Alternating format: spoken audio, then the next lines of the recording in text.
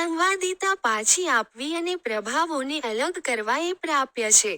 પરંતુ તમે એક અથવા વધુ જૂના દાખલાઓને પુનરાવર્તિત કરીને જરૂરી સ્વરૂપાંતરણમાં વિલંબ કરો છો. સકારાત્મક અસર કરવા માટે ધોરણોથી અલગ થવાથી ફેરફારો પ્રત્યે તમારા દૃષ્ટિકોણને વિસ્તૃત કરી શકાય છે. સૌથી અગત્યનું, તમારા બાહ્ય સ્વ પાસે કોઈ ઉકેલ નથી જે તમે શોધો છો. તેના બદલે, વિશ્વાસ કરો કે તમે ઉકેલ છો. તમારા ભૂતકાળના અનુભવો પર વધુ પડતો આધાર રાખવાને કારણે તમારા ચુકાદાએ તમને તમારી સાચી વાસ્તવિકતાનો સામનો કરવામાં અવરોધ કર્યો છે. એ જ ભૂલોને ટાળીને, તમે એ જ લાગણીઓને પણ ટાળી રહ્યા છો જે તમે તમારી આંતરિક દુનિયામાં છુપાવી છે.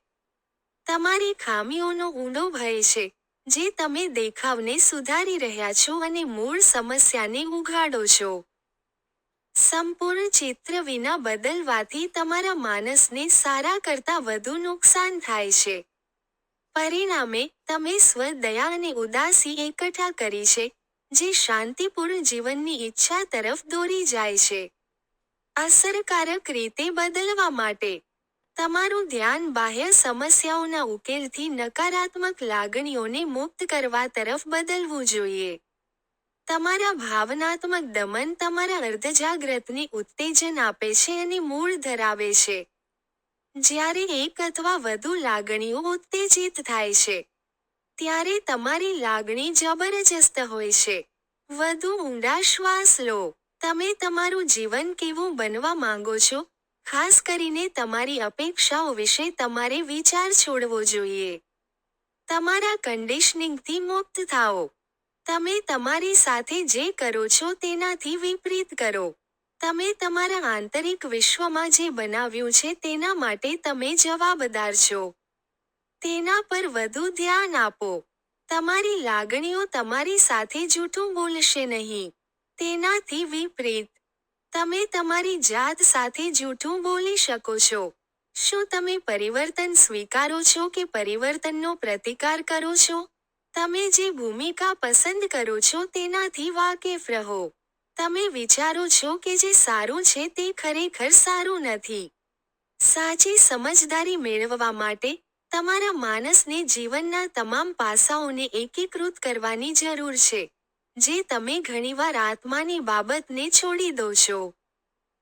તમારે તમારી જન્મજાત ક્ષમતાનો ઉપયોગ કરીને તમારા આત્માને ઉચ્ચ આવર્તન પર ઉપાડવો જોઈએ. મૂળથી, તમારો આત્મા પ્રકાશનો છે. અંધકાર સાથે તમારા અનુકૂલનને કારણે તેને સળગાવવાની તમારી તકને મારી નાખશો નહીં. દરેક જીવનકાળનો સંપૂર્ણ અનુભવ કરવો જરૂરી છે.